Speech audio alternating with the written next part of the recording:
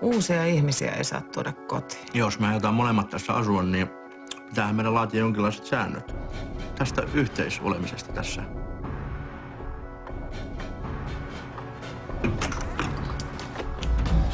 Suhde kun päättyy, niin vähän pitää lentää sirpaleita ja verta roiskua. Mun sängyssä ei olekaan vuosiin tehty sitä, mitä mies ja nainen ovat toisilleen tehneet. Yläkerran makuuhuone jää tuulalle. Mä muutan alakerran työhuoneeseen. Kunnon poikamies ei laita tollasia alushousuja baariin. Tarttisin naisia.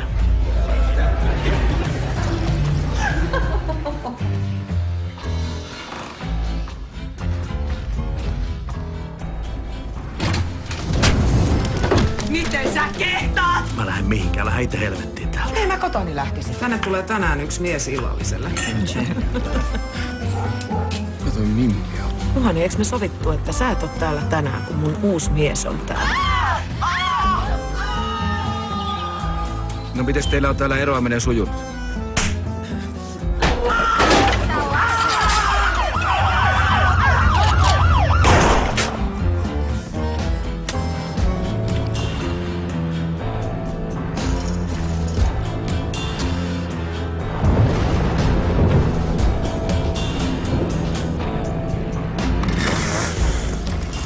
Kunnes kuolema teidät erottaa.